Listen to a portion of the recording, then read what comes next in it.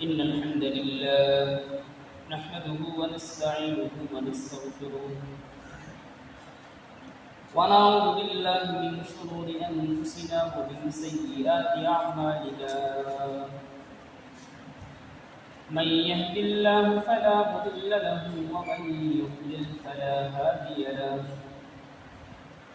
ونشهد أن لا إله إلا الله وحده لا شريك له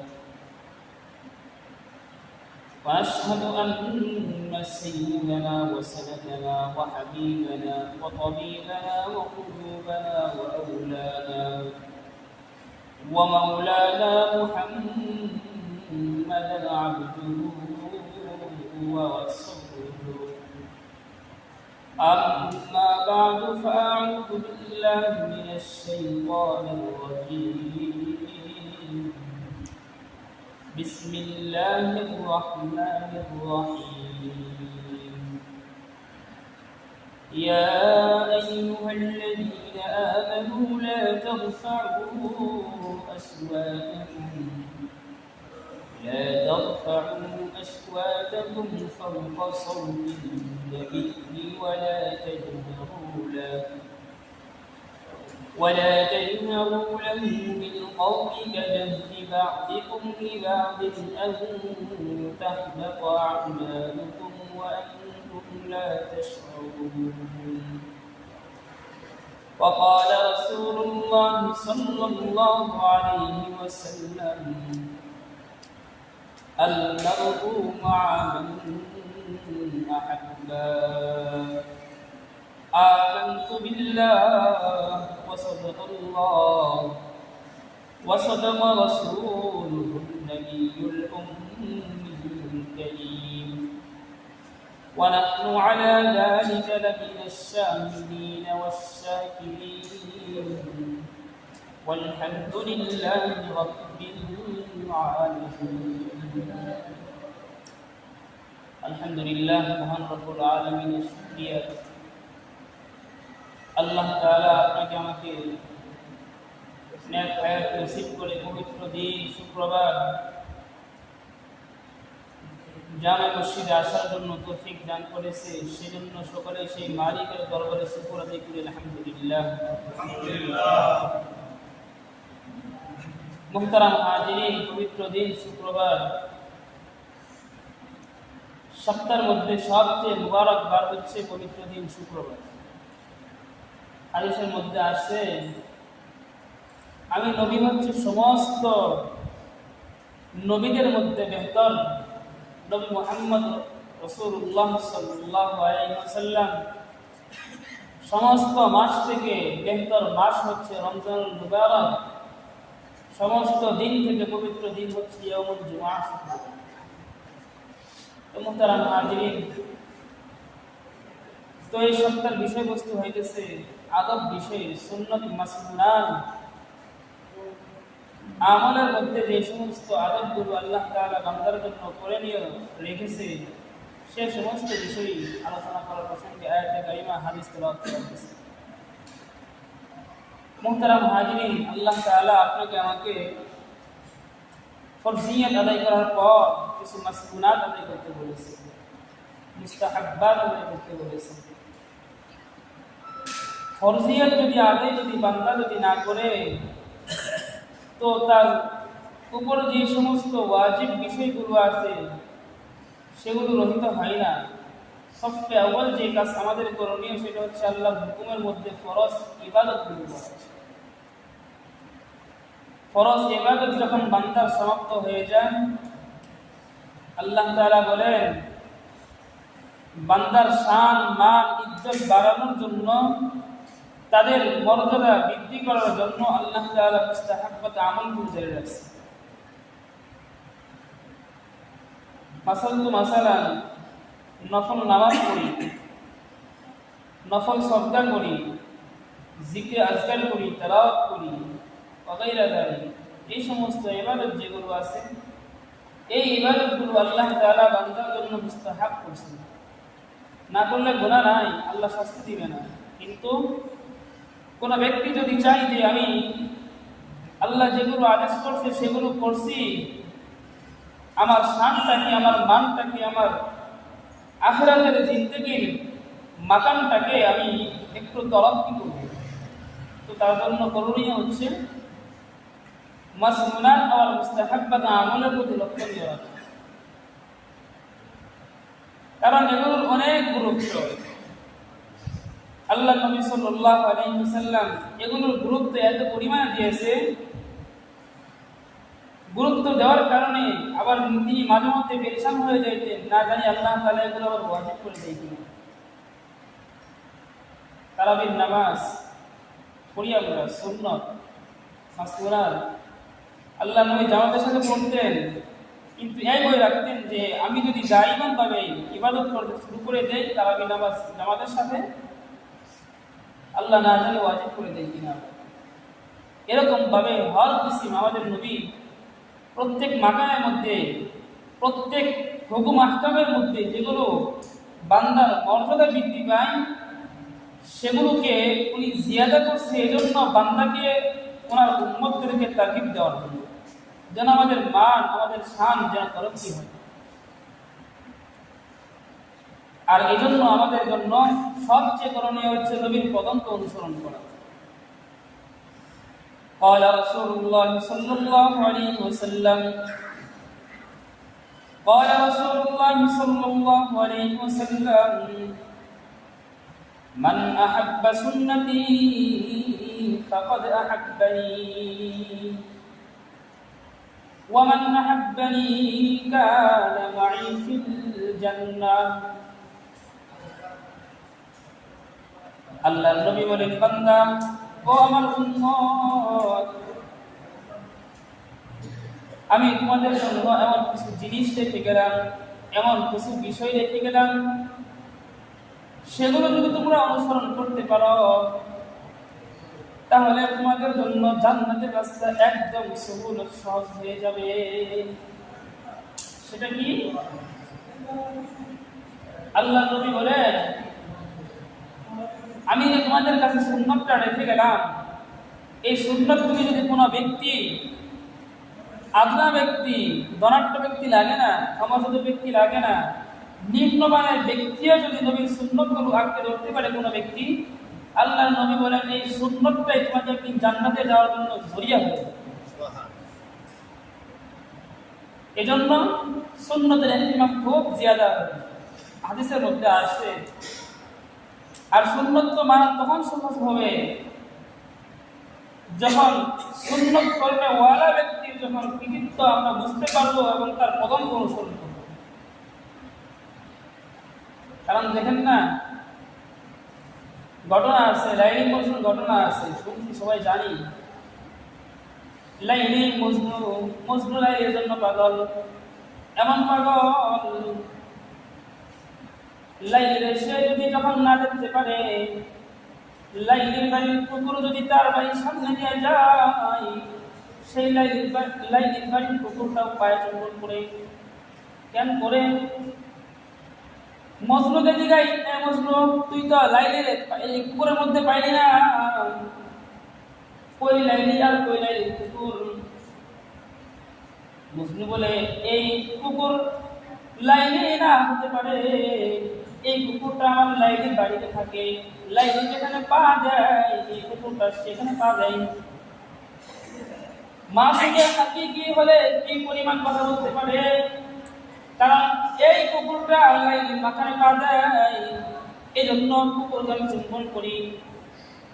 আমি কুকুরকে যখন চুম্বন করি, আমি কুকুরকে চুম্বন করি না, আমি হাকিকতে আমি ধীরে ধীরে বুঝি আমি লাইলিকে চুম্বন করতেছি। ধীরে ধীরে মোহাব্বত এত পরিমাণ হলে এই কথা বুদ্ধি আসতে পারে। আল্লাহ নবী বলেন, কোন ব্যক্তি যদি আমি নবীকে মোহাব্বত করে তার জন্য এরকম ভাবে আমার সুন্নতের প্রতি এরকম সহজ হয়ে যায়। নবীর মোহাব্বত কি? বুখারীতে আছে, মুসলিমে আছে, মিশকাত শরীফে হাদিসের মধ্যে আছে, বাবুল ঈমানের মধ্যে হাদিসগুলো আছে। عن أنس بن مالك رضي الله تعالى عنه أنه قال قال رسول الله صلى الله عليه وسلم لا يؤمن أحدكم حتى يكون أحب إليه من والده وولده والناس أجمعين মানুষ যতক্ষণ পর্যন্ত মুমিন হয় না যতক্ষণ পর্যন্ত তার সন্তান তার সন্ততি তার পিতা মাতা এবং তার আত্মীয় স্বজন যা আছে সবার চেয়ে নবীর মুহাব্বত যদি বেশি না হয় তো সেই ব্যক্তি যতক্ষণ পর্যন্ত মুমিন হয় না আর মুমিনে মুকাম্মাল যদি বান্দা না হয় নবীর মুহাব্বত দিলের মধ্যে আসে না নবীর মুহাব্বত আসলে তো আমার জন্য আপনার জন্য সুন্নাত মানা তো সহজ সুন্নাত মানা এত সহজ না অনেকে আছে এই যে জুমার দিন নামাজ জুমার নামাজ পড়ে দৌড় দিব মনে হয় যে বাড়ির কত কাজ দেখে আসছি আমরা নামাজ পড়া যেরকম জুমার নামাজ ফরজ নামাজের আগে সুন্নত পড়ি 4 রাকাত সুন্নত পড়ি বাদুল জুমা এরকম 4 রাকাত সুন্নত আছে আমরা অনুধাবনই করি না হয়তো যারা বুঝি আমরা তারা চিন্তা করে একটু পড়তে চেষ্টা করি কষ্ট করে কিন্তু অনেকে আছে বোঝা সত্যিও চলে যায় অনেকে আছে বুঝি না আমরা সুন্নতের দাম কি তার কি একটা হাদিস আসছে যে বান্দা যখন কিয়ামতের দিন যখন আটকে যাবে তার ফরজ ইবাদত যদি মুখতাসার হয়ে যায় কম হয়ে যায় তো সেই কম ইবাদতগুলোর মধ্যে আল্লাহ তাআলা ইস্তেমাল করে সুন্নতকে লাগাবে আর লাগায় লাগায় আল্লাহ তাআলা এই সুন্নতকে ফরজের দামে পরিণত করে আল্লাহ তাআলা জান্নাত দান করবে দাম কম হইল এইজন্য বাইরে বুজুর্গ সুন্নতকে ঘৃণা করা যাবে না সুন্নতকে দূরে ফেলা যাবে না লামা সাহাবী আহলে হাদিস যারা আছে তারা বলে সুন্নাত পড়লেও সমস্যা নাই না পড়লেও সমস্যা নাই কেন বলে আহলুল হাদিস না আহলুল হাদিসটা কেন কোন ব্যক্তি যদি কোন ব্যক্তিকে মহব্বত করে তো সেই ব্যক্তি তার নামে কখনো বদ ঘটনা হোক সে কখনো চায় না তার দিল কেটে দেয় ওরকম ভাবে সে যদি নিজের নামের শুরুতে যদি আহলুল হাদিস লাগায় তো সেই ব্যক্তির জন্য উচিত হচ্ছে নবীর হাদিসকে মানা আসাল মাসালান নামাজ সুন্নত নামাজগুলো পড়লে সওয়াব আছে না পড়লে গুনাহ নেই এই বিষয়টা তোমাকে কে বলতে বলছে কারণ কেন সুন্নত পড়লে যদি আল্লাহ তাআলা শান মান ফরজ যদি কম হয়ে যায় সেই ফরজকে আল্লাহ তাআলা সুন্নত দিয়ে বদল করবে তো সেটা বান্দার আমলনামা দিন দিন জিয়াদা হবে তার কিভাবে জন্য হাদিসটা আসছে এখন বান্দাকে যদি বিভ্রান্ত করি আমরা যে পড়লে সওয়াব আছে না পড়লে গুনাহ নাই তো সুন্নত যেগুলো আমরা আম মানতেছি আমরা তো সুবিধা বাড়ি দিয়ে দেব করতেই তো চাবো এজন্য ফরজ নামাজ শেষ সুন্নতের বেশি পাবন্দি করা হাদিসের মধ্যে আসছে আল্লাহ নবীর আগে ওয়াকিয়াত আসছে আকাবিরের একটা কথা বলছে যে কোন ব্যক্তি যদি সুন্নতের পাবন্দি করে কোন ব্যক্তি যদি সুন্নতকে আঁকড়ে ধরতে পারে তো সে ব্যক্তির দ্বারা কখনো কোন সময় কোন একটা মুহূর্তের মধ্যে আল্লাহ তাআলা কোন ফরজ লঙ্ঘন করবে না আসর নামাজের উদাহরণ করে সবাই আসতে পারি মসজিদে তাই কেন পারি না আমরা সুন্নত জানি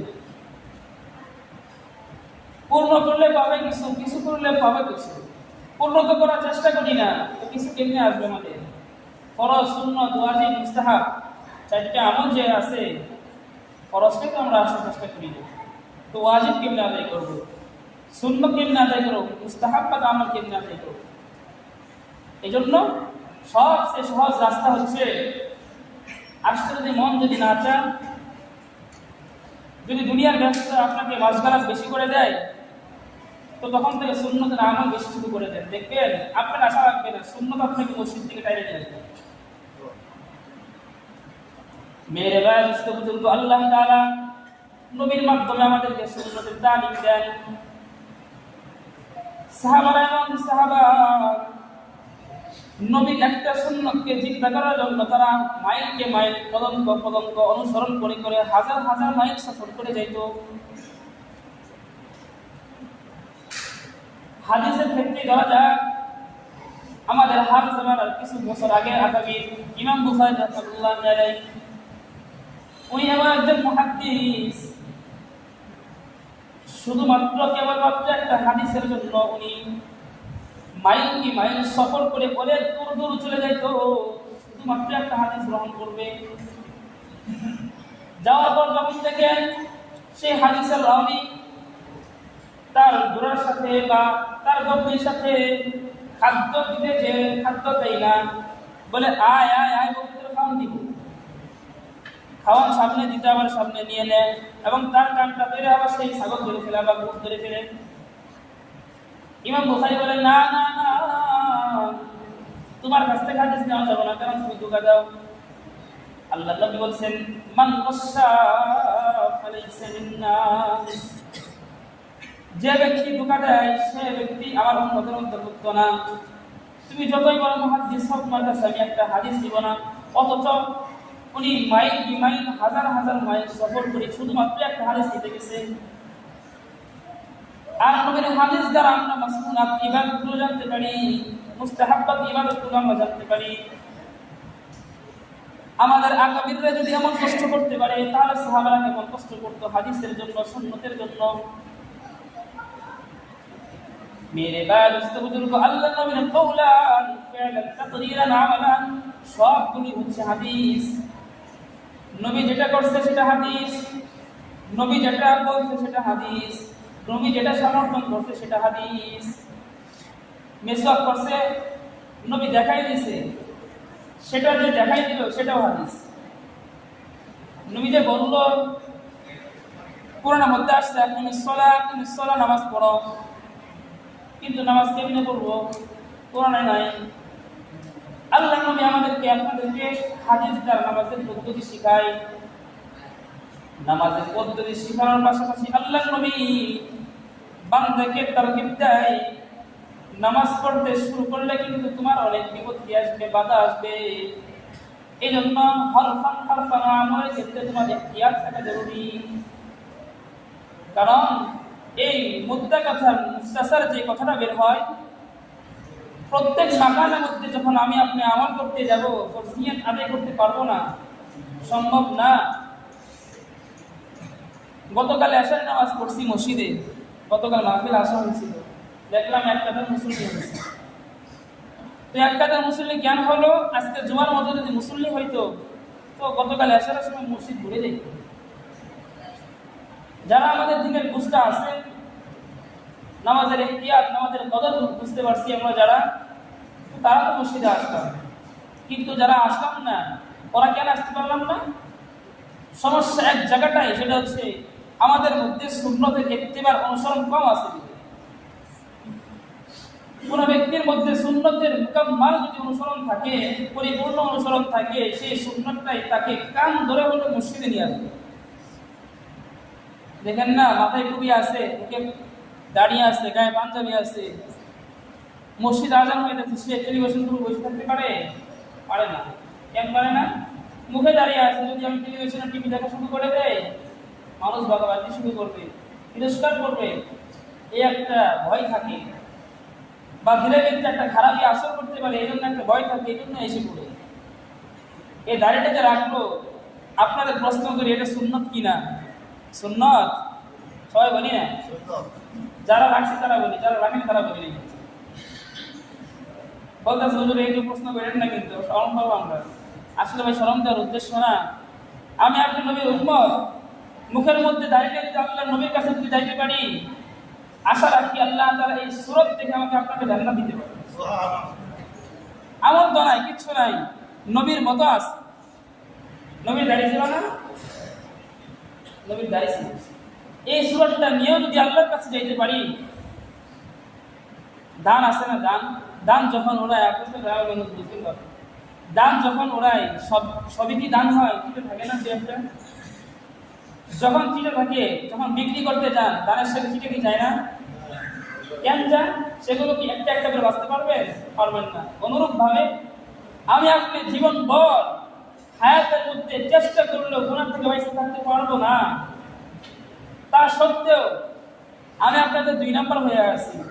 কিন্তু নবীর যেরকম ছিল, নবীর লেবাস যেরকম ছিল, নবীর সিরাতটা যেমন ছিল, এরকম যদি একটু ভান করতে পারি, নবীর মুখে দাড়িটা ছিল, এরকম একটা ভান করতে পারি, নবীর গায়ে পাঞ্জাবি ছিল, এরকম একটা যদি ভান করতে পারি, নবীর মাথায় পাগড়ি ছিল, এরকম একটা ভান করতে পারি, নবীর মাথায় টুপি ছিল, এরকম একটা ভান করতে পারি, আল্লাহ তাআলা বলেন, তুই আমার নবীর মত দেখতে দেখতে কেমন যেন লাগে, যা আমার নবীরা যেরকম বিলা হিসাব জান্নাত দান করছি, তুই যেহেতু আমার নবীর উম্মত হয়ে আসছিস, তা তোরও জান্নাত দান করবি। কত সুন্দর আল্লাহ তাআলা নবীর মাধ্যমে আমাদের পুরস্কার দান করছে। ঠাকুর মশাই কিস্সা বললাম না, হাদিসে কথা বললাম। এই জন্য প্রত্যেক সুন্নতে ইত্তেবা করা দরকার। সুন্নত এমন একটা জিনিস, যে ব্যক্তি যত বেশি সুন্নতের উপর ইস্তেকামত থাকতে পারবে, অবিচল থাকতে পারবে, তো সে ব্যক্তির জন্যই হর মাকানের মধ্যে ফরজ ওয়াজিবাত আমলগুলো তার জন্য সহজ হয়ে যাবে। এই জন্য সুন্নতের ইত্তেবা করা লাগবে তো নাকি? গতকালকে মাহফিল হইল, সে বিকাল থেকে শুরু হয়েছে, রাত পর্যন্ত ওয়াজ শুনছে, ওয়াজ শুনতে শুনতে ভোর হয়ে গেছে, সেজন্য অনেকে দেরি করে আসেন। আজকে সামনের সপ্তাহে কিন্তু ওয়াজ নাই, খতিব সাহেব বয়ান করবে, এই ওয়াজটা শুধু আছে ইনশাল্লাহ। এ সপ্তাহে দেরি করছে, হুজুরও আপনারও দেরি করছে, সামনের সপ্তাহে তাড়াতাড়ি আসবে ইনশাল্লাহ। ঠিক আছে ইনশাল্লাহ। আল্লাহ তাআলা যা বলা হলো, আল্লাহ তাআলা উভয়কে আমল করার তৌফিক দান করুন। সকলে বলি আমিন। ওয়া আখিরু দাওয়ানা আলহামদুলিল্লাহি রাব্বিল আলামিন।